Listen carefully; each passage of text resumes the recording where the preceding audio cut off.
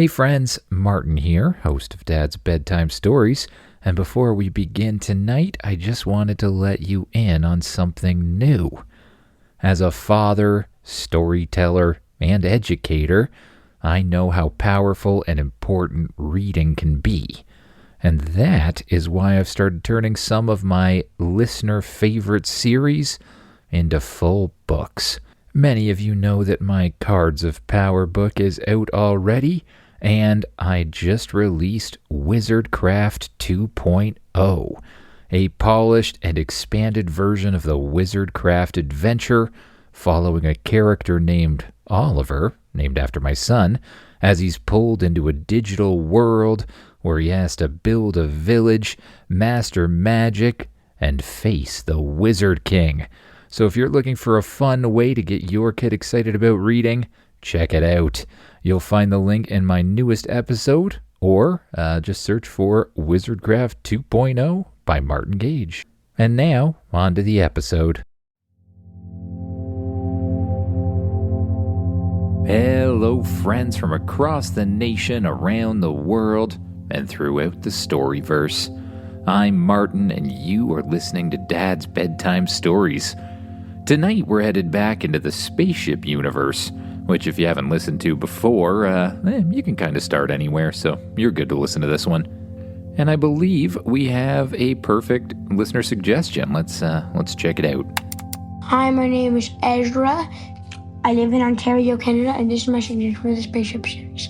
So I want an episode where you're in Spaceship, find a superhero planet, and you go to the school in the superhero planet, and you go to the school for a couple weeks, and after you're done at the school for a couple weeks, you become a superhero, and you have to save the world because there's a giant metal T-Rex that's trying to destroy it. Bye, I love your podcast. Thank you, Ezra. Great suggestion. In fact, I sort of already have a series about a superhero academy called Unbound Superhero Academy, but it's a secret series you can only listen to on Patreon. So why not do a little mini episode about a superhero academy on a superhero planet here on the podcast? Now, I think I've done some somewhat similar things to this before, but this will be a new planet and a superhero training planet specifically.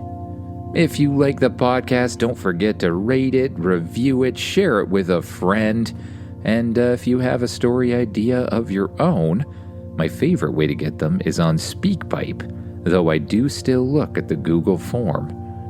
In other news, I was challenged last week to create a song about the Dragon Princess from my Dragon Knight series to put on my Songs from the Storyverse channel, which you can find on pretty much any music listening platform.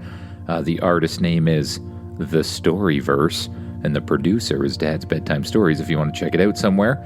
And I'd like to announce that late last week, I finally got that out.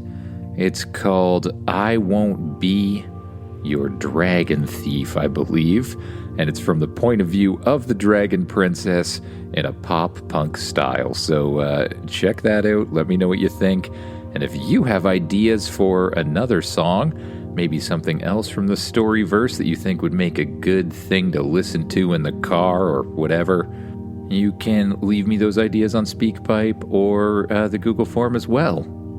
Now, it's that time again. Time to get as comfy as you can in that bed.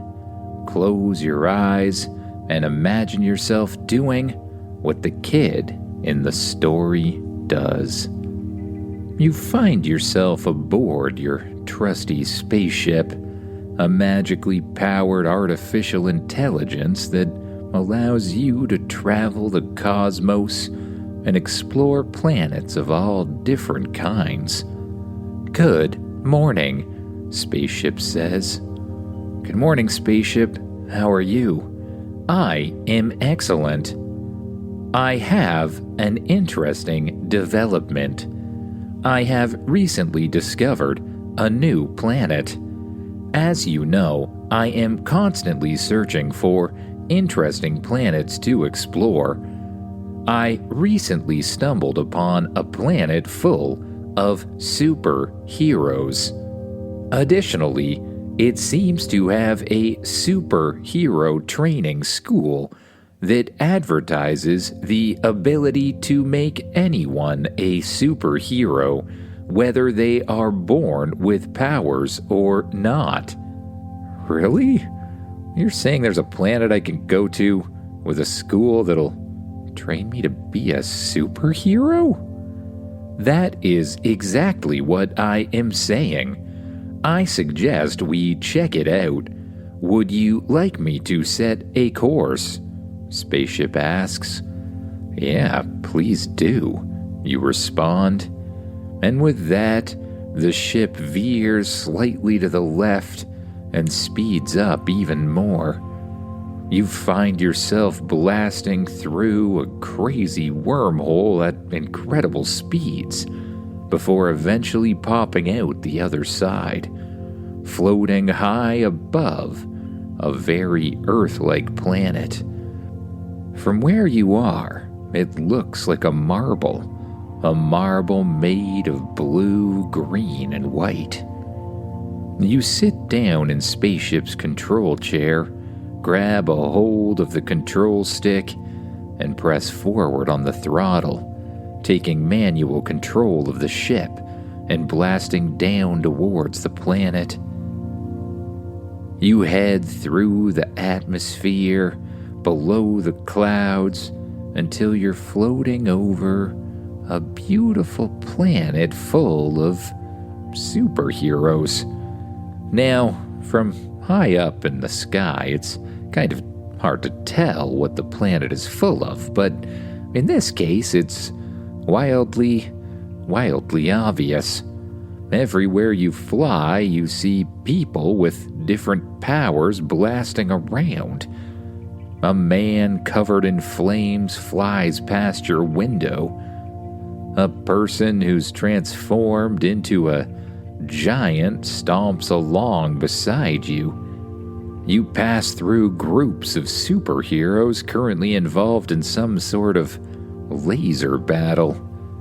As you get closer to the Earth, you see even crazier things. Superheroes zipping around at incredible speed, superheroes transforming into dinosaurs, superheroes covered in high-tech armor, and, probably even stranger than that, every now and then, a random sort of giant portal opens up and something crazy steps out of it.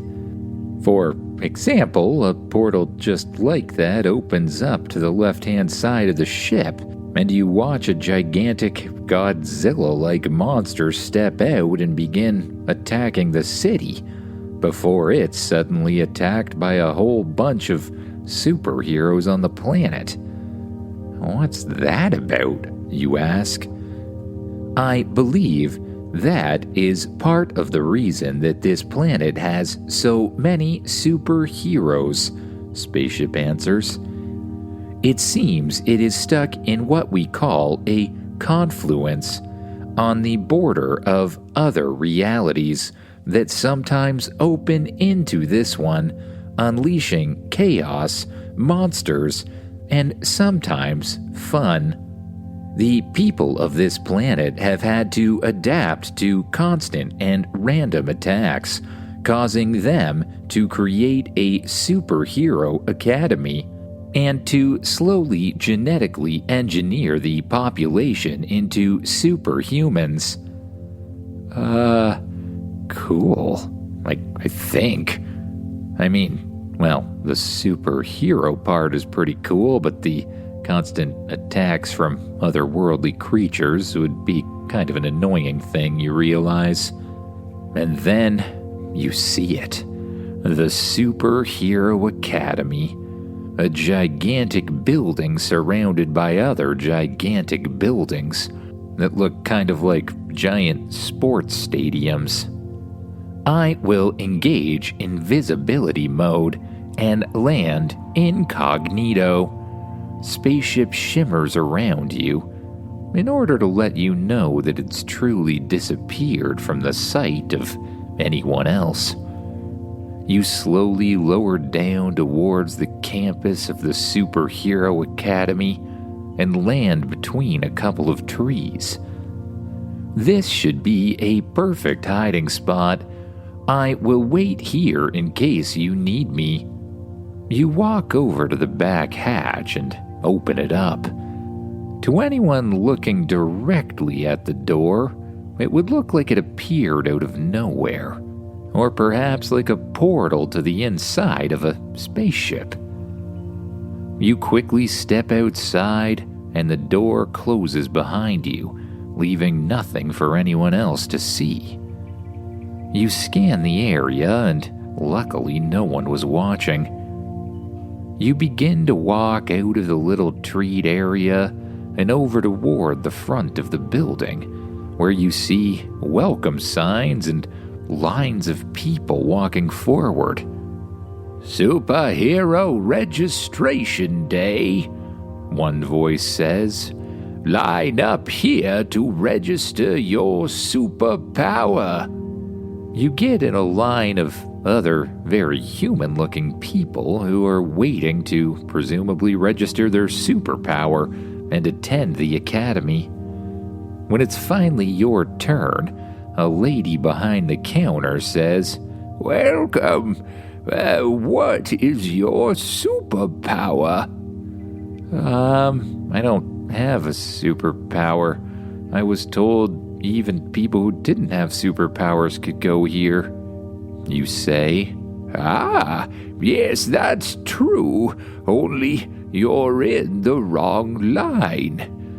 If you go to that line over there, they can hook you up with superpowers quite quickly. Then you can come back over here to register." Okay. You get out of line and move towards the other line that the woman was pointing at, a smaller one in this case. One by one, the people step forward and are handed a blue vial of liquid. When you reach the front of the line, another person says, "Well, hello there. Are you here for a superpower?" Yes, you respond. "Very good. This is the superhero serum. Simply drink it and wait. You should manifest a power quickly." "Is that safe?" you ask. "Oh, it's perfectly safe. Unless, of course, you get a very unsafe power or, one of those annoying ones." "Like what?" you ask.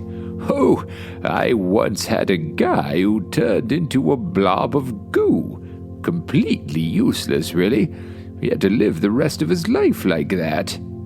But that hardly ever happens. Your power should be much more exciting. Here, take this, bottoms up." He hands you a blue vial of liquid. You walk over to the side, contemplating whether you should drink it or not, and decide to head back to Spaceship for a second opinion. After all, it's probably not a great idea to drink random vials of liquid given to you on alien planets. You sneak back over towards the wooded area. You open up the door to the ship and slip inside. "Spaceship, they gave me this liquid to turn me into a superhero, but I'm kind of worried it'll turn me into a pile of goo or something like that. Can you analyze it or something?" "Excellent idea. Here, give that to me." A giant robotic arm shoots out of the console, grabs a hold of the liquid, and pulls it inside. Analyzing. Interesting.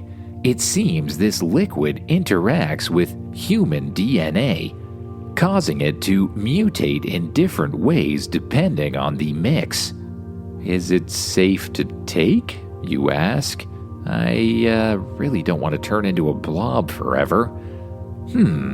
It seems perfectly safe. However, I have a compromise. I can mix this DNA into your transmorphifizer. That way, instead of a permanent change, you will be able to select the change whenever you wish. I will simulate the interaction with your own DNA so you know which superpower you would have had if you chose to consume it. Oh, well, that does sound like a better idea. Uploading now, Spaceship says. There, your watch should be programmed for it now. You look down at your high-tech watch, the one with a transmorphifizer built in, a device that can scan the DNA of any creature and transform you into that creature. In this case, Spaceship has programmed it to turn you into whatever superhero that blue liquid would have made you. You flip through the screens on your watch until the picture of a superhero pops up. You press the button, and suddenly a strange tingling sensation passes through your body. But instead of transforming as you normally do, you just suddenly feel different. Did it work? You ask. I believe so, based on the fact that you are currently floating in the middle of the ship, Spaceship says. You look down at the ground and see that you are in fact floating up in the air. As soon as you realize that, you crash to the ground. Ow, you say. I believe you have developed a form of telekinesis, the ability to use your mind to affect and move the world around you. Really? Cool. Not able to wait for training on this new power, you rush back over to the Superhero Academy, get back in the line until it's time to register. Ah, you're back. What's your power? The person asks. Telekinesis, I believe, but I just got it and haven't used it much. Ah, a very good power indeed. Very powerful. All right, we will enroll you in classes with the Brainiac, one of our strongest telekinetic professors, as well as some superhero basics and gym class, of course. Here's your schedule. Get to it. You're handed a piece of paper with a schedule on it, and apparently your first class starts right now. Control class. You quickly run inside and look for the right room number. It says the class takes place in room number 3, which shouldn't be hard to find. You look to the hallway to the left, which seems to start at room 20, look to the right, and sure enough, you see room number 1. It can't be far from there. You head down that hallway past number 1, number 2, until you arrive at room number 3. On the door is a plaque that says, Professor Brainiac, Advanced Mind. You head inside and find just a single professor currently juggling balls around in a circle, using only the power of his mind. Ah, I just received word that I had another student. Are you he? The professor asks. I guess I am, you respond. Very good. Well, no time to waste then. Shouldn't we wait for the other students? Ha! Other students? This academy is constantly getting new students. We don't have time to wait for an entire class. We train people as quickly as possible, allow them to use their powers, and then send them in the world to be a superhero. You don't want to go waiting around for weeks, do you?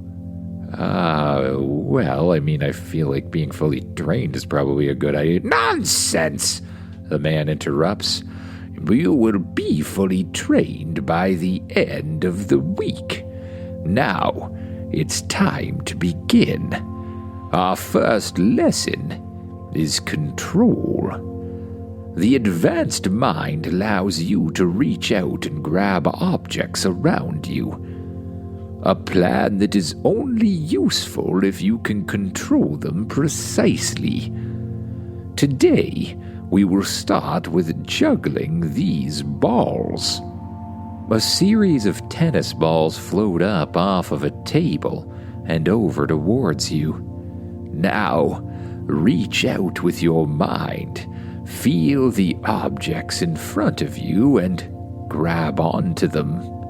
I will use my own mind to guide you. Professor Brainiac walks over beside you and places his hand on your shoulder. You suddenly feel a surge of, memories. Memories of using telekinetic power to grab onto objects, to move them through the air, to twirl them around, to shoot them off into the distance. It's as if Professor Brainiac has just downloaded his own memories into your memories. What just happened? You ask. I assisted you. Now, use your new power and take control of the tennis balls, Professor Brainiac orders. Suddenly, it seems like second nature to just reach out with your mind and grab a hold of each one of them. You do exactly that. You twirl them around in circles, you spin them around your head, and you end with them floating in front of you. Very good. Now we will work on repeating that exercise and sending them through this obstacle course. Suddenly, little hula hoops rise up into the air, creating a mini sort of obstacle course around the classroom. Send the tennis balls one by one through the obstacle course, and I will know you're ready. You focus on the tennis balls, and you imagine them one by one zipping around the room, through the little obstacle course, through the hula hoops, in a sort of zigzag pattern, and back to you. Good. Now do it faster, Professor Brainiac says. You focus your mind once again, and you attempt to send each one of the tennis balls through the little obstacle course as fast as you possibly can, until they're resting in front of you. You're a bit of a natural, aren't you? Very good. Class number 2. Power. Come with me, Professor Brainiac says. You look down at your schedule, and sure enough, it does say that your next class is power. You follow the professor through the hall into room number 6, a large open area filled with boulders of different sizes. Now that you have control, it is time to work on power. It is easy to move about tennis balls and more useful than you might think, especially if you replace the tennis balls with something more, dangerous, like an arrow or something. However, power will allow you to move heavy objects. We will start with the lightest boulder. You will lift it up off of the ground 5 times. If you can do that, you will move to the next one. So you step up to the first boulder and begin lifting it up into the air, then letting it fall down. The first one really isn't too difficult, and you're able to manage 5 reps with ease. You move to the next slightly larger boulder, and your mind struggles more. Each time you force the boulder to shoot up off of the ground, you can feel your muscles straining. You're able to just do it 5 times before you're absolutely exhausted. You move to the 3rd boulder, attempt to lift it up, but it simply shakes and doesn't go anywhere. You are making a rookie mistake. You see, with the tennis balls, you could link to them directly with your mind. They were light enough that you could move them through the air with ease. But with heavier objects, instead of lifting them with your mind, you must use your mind to convince them to lift themselves, to push themselves away from the ground. In reality, it shouldn't be more effort.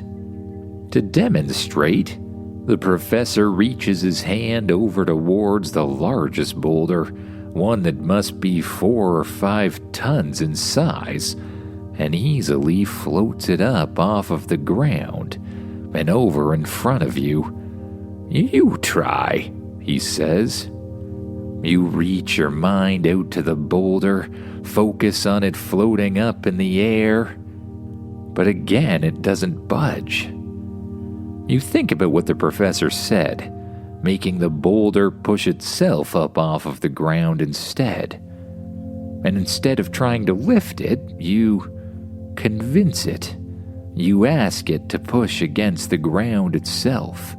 You imagine a force coming out of the boulder and pressing against the floor. And slowly, the boulder starts to wobble, and then it rises up in the air. Very good. You continue to practice for the next few days. The professor gives you a place to sleep in the dorm rooms in between, and each day you spend practicing your control, flying different objects through obstacle courses or trying to hit targets with them, followed by lifting increasingly large objects, until the professor finally announces, "I think you're ready for the next lesson. Flight class," the professor says. "The goal of this is to lift yourself up off the ground. Honestly, it isn't very difficult compared to the things you've already lifted. You just exert a force against the ground itself and float." He demonstrates by floating up in the air. You focus on the ground, push against it, and manage to float your own body up in the air as well. Very good. Now follow me. The professor takes you outside the school, somewhere where it'll be easier to practice your flight. Now, we've set up a bit of a flight course out here, much like the one you used for control. Your goal is to make it through all of the floating hula hoops in record time. You look around the area and see a bunch of different floating hula hoops, each one numbered in order. 3, 2, 1, go, the professor says, and you push yourself up against the ground towards the first hula hoop. You carefully fly through it, move to the next, pass through that, number 3, 4, 5, 6, 7, 8, and you land in front of the professor. Pretty good for a first try, only that was honestly wildly slow. Maybe try doing it only better, I believe. Just then, an alarm starts to sound. Oh dear. What is it, you ask? It's a confluence, and that alarm means it's about to be right here. The air in front of you suddenly rips open. a huge portal appears. You hear a loud roaring noise, and a gigantic T-Rex made entirely out of metal steps out.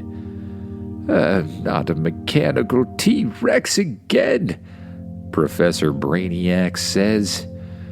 All right, well, the rules of confluences are that the closest superheroes must take care of them and call for help if they can't handle them. So, it's up to the two of us. I highly suggest crushing the thing with increasingly large objects. It's also a good idea in these sorts of situations to stop the enemy from being able to get a foothold. As this particular dinosaur doesn't look like he has the ability to fly, I will lift him up in the air and you crush him with those boulders over there. Okay, you respond as the T-Rex roars a terrible growl. You watch as Professor Brainiac reaches his hands out towards the creature, and the creature slowly lifts up off of the ground. It starts waving around its tiny little arms and trying to run with its massive legs, only it doesn't go anywhere. It roars in objection. Quickly, crush it, we don't have time. Oh, right, you say. You fly over to one of the hugest boulders. You focus your mind on it, lift the boulder up in the air, and fire it towards the dinosaur. It crashes into the dinosaur's face, leaving a huge dent. You grab another boulder off to your left, fire it at the dinosaur as well. It too leaves a giant dent. Then, you focus your mind on the remaining boulders, all 10 of them surrounding the yard. You imagine them lifting up off of the ground. You focus on them all crushing together at the same time, hitting the dinosaur from every direction at once, and you command them to fire. All at once, all 10 boulders zoom through the air and crush the mechanical Tyrannosaurus Rex in its place. The result is a bunch of flying metal raining down in the area.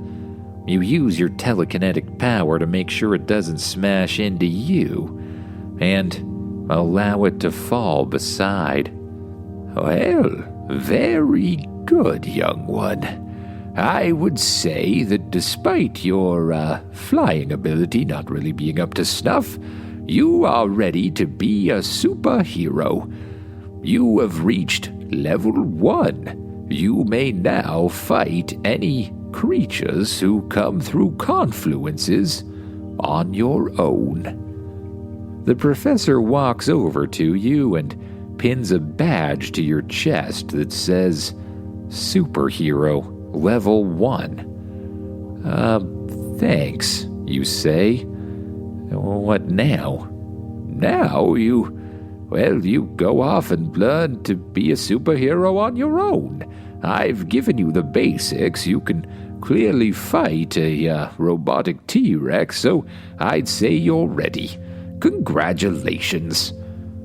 Professor Brainiac shakes your hand, floats up in the air, and blasts off away from the Superhero Academy.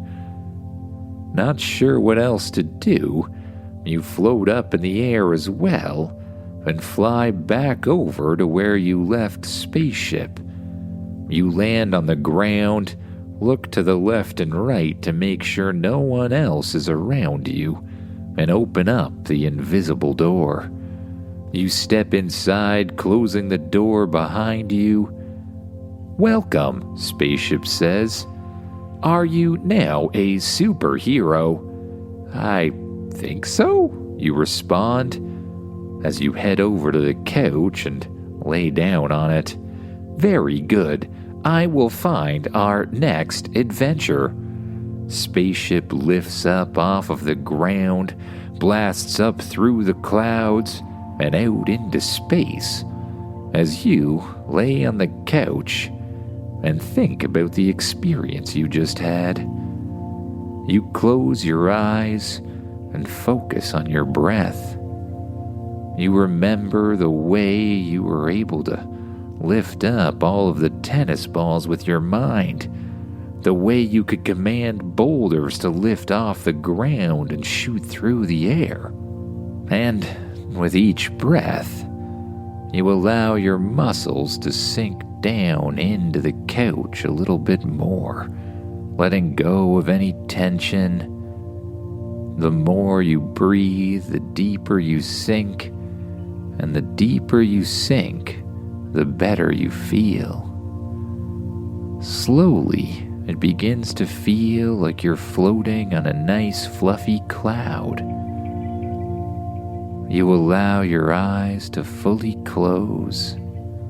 You allow your mind to relax and to wander off to thoughts of new dreams and new adventures to come. Good night, everyone.